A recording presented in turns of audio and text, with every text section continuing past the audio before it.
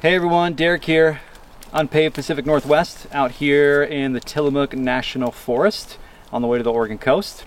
Really the reason why we're out here today is just kind of show off how we've been using our Aero Teardrop trailer, the square back model, the Burnside, out here, actually out in the wilderness. What we're doing, I'll kind of give you a tour of things I've done to it, things that are kind of stock and that are really helpful, and just kind of a few tips, my own personal feelings about how things have been going with it too. So you kind of know what you're getting into if you're planning on getting one, which I hope you are. It's awesome. So first thing, actually my most recent thing that I put on here is this trailer tongue box. I did not get one when I got the trailer. It was already pre-built. Walked into the shop one afternoon and this one was almost done and fell in love with it right there. So didn't really tweak anything to it. But this trailer tongue box I got from Tractor Supply. I wanted something pretty small, nothing oversized, and something affordable. So I think this was, I don't know, $240 or something like that, and fits camp chairs. We got our scrap wood in there now, but I'm sure we'll end up putting a lot more things in here as we use it more. But move the Ezra badge that was on the back of the trailer onto it as well. Coming along this way, I think the first thing I got for it was this Rhino-Rack Sunseeker tarp. The reason why I went with this one mainly is because it came with the Rhino-Rack already installed on there, and I didn't want to mess with anything else, no other adapters or anything. I really like this model. It's very easy to set up. It's not supposed to rain until later tonight, so I don't even think I'm going to get it out tonight, because we'll probably just end up taking off early in the morning. But very easy to set up. You can do it with one person.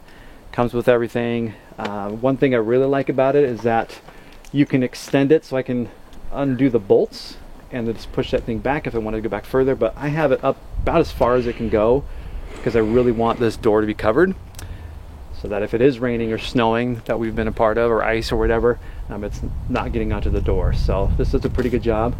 One thing I don't really care for about it, but I feel like all of these are this way, is this big gap here. So if you have any rain that's coming sideways, doesn't matter what you have over here, you're still going to get rain coming in this way. So there's been a couple times we've been out and it's been raining pretty good, coming down a little bit sideways, and that you really don't have anywhere to hide. So that's the time you spend in the trailer. So coming around inside, when I first got the trailer, there was some storage cabinets up on the inside, and camping with myself and my son and our two dogs, we found out pretty quickly that it's pretty crammed in there. So I asked the guys at Aero Teardrops to kind of do a modification of that area and basically try and build the biggest bunk that they can.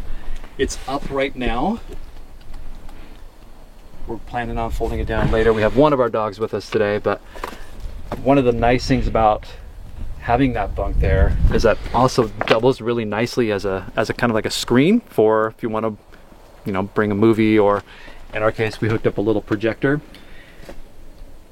One thing I like about that projector is it can just plug right into the USB ports that Aero Teardrops put in. The other thing we thought would be kind of cool to add is that we had a PlayStation 4 that we weren't using, so I found a little mount to put that in, and fits nice and snug back there. So sometimes when we're out and it's raining like that, we can still just use the trailer battery to do some gaming. So we'll walk around to the back. All right, so here we are at the back of the Burnside model, the square drop, however we want to call it. But I went with this one mainly because of how I could set up the storage area. I love the way this looks. I love the way they have enough counter space up here for me to do any type of prep I want to do for some cooking, or, you know, whatever. Sometimes it ends up just accumulating all of our stuff, but I try to keep that area clean. And before I kind of go into what I've done, I want to add, including the cover that I put on up on the Rhino-Rack. Like, I'm not sponsored by any of these companies. This is all stuff that I did some research on, and I thought that this was the stuff that I wanted to have, and nobody's paying me to talk to them about, you know, what these products are. So these are ones that I thought would best suit our needs. So with that being said, one of the first things I added back here was this cooler slide, and I went with this, my custom one, because there was a couple that I bought it, I can't remember where I got them from, but just trying out some different ones, and they either didn't fit the cooler just right, or they didn't fit in the trailer just right. So I ended up just making one Cost me, I don't know, those hinges were about 25 bucks, and then just scraps of wood, so it was not very much money at all. Slides out just far enough, and then I have access to opening up the cooler for all the stuff that we have in here. It'll stay open too, so really like that. One of the other things that I just ended up doing was putting in this slide for our stove, and kind of same type of thing. I really built it around this particular stove. I wanted something that I knew I could rely on, and has the propane hookup over here. The hose is in there right now. I'll kind of hook it up later, but basically just wraps around to the side of the trailer that I'll show you in just a little bit, where our propane tank is. Really like the amount of storage I have in here. One of my favorite things that I think I've bought since we've been doing kind of our wilderness stuff was a cordless electric chainsaw. It's been a lot of fun, especially if you're planning on going out on forest roads. You have no idea how many times we've come across trees that are down across those roads, and this has come in handy. This is a 12-inch model. I think they make a 16-inch model too, but that one has been perfect. One of the other things that I started using for it's just nice to have, and then we're also going to start using it for kind of our heat source now, is a big power station. So this one, I can't remember, it's like 1300 watts per hour or something like that, the capacity it has, but I bought this one mainly to try and see if I could just get a small personal heater to run throughout the night. So we'll kind of demonstrate what that's going to look like later on, but I'm hoping that this will last the entire evening. It's supposed to get down kind of upper 30s, low 40s. Not too cold, but cold enough to where you're going to want a little bit extra heat. And then one of the things I don't like too much about this one is the size, because it kind of, no matter how I turn it in there, it kind of blocks one of these cabinets, but it is what it is. But cabinetry is really nice. We just have a kind of like our camping utensils.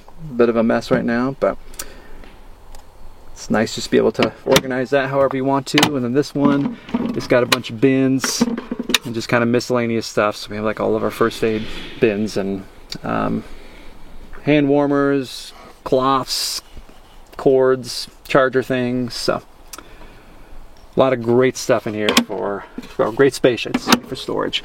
And then even above these cabinets here, this is kind of where we keep our collapsible table.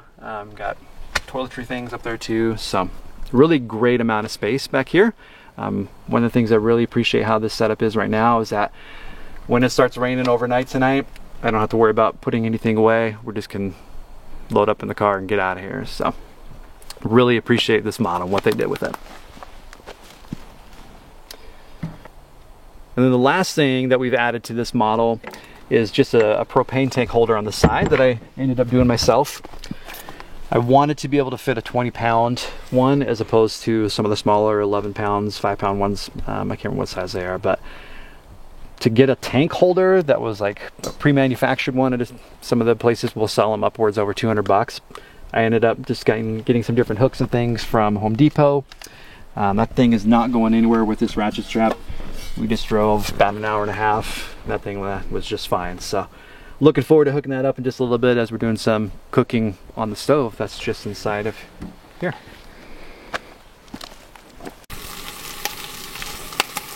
That'd be good for pictures here.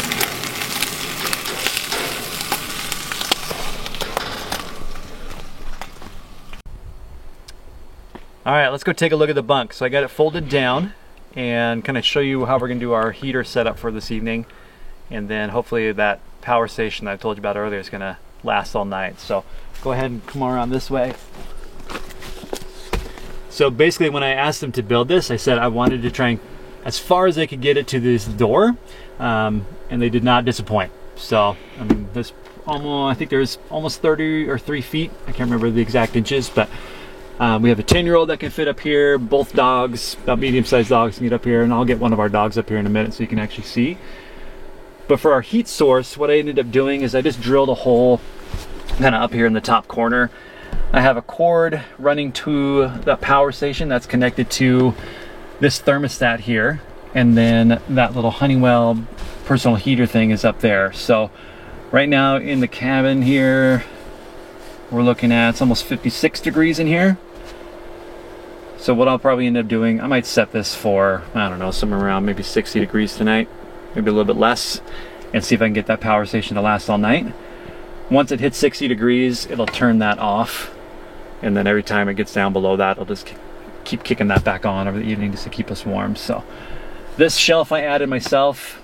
There's one over here, there's a couple underneath the bunks that you can't see, and there's another one over in the opposite corner. But what's nice about those is I can just fold them down so they go flat. But if somebody's staying up here and sleeping, it's a nice spot to just maybe store some things, or in this case, this is where we're putting our heater. So there we go. So what I'll do, I'll get one of our dogs up here so you can kind of see, kind of judge the size of it. But like I said, we can usually get both of our dogs up here. So we'll get Kira up here and see if she can show us for it. Come on, girl. Come on up. Come on up. Good girl. Lay down. All right. Good girl. So she'll stay up here pretty much the entire night. Sometimes if it gets really cold, she'll want to come down and kind of snuggle up more with us. Keep us warm too. But for the most part, with that heat going, I'm hoping she'll just stay up here and we can get some sleep. So love this bunk. I'm glad we put it on.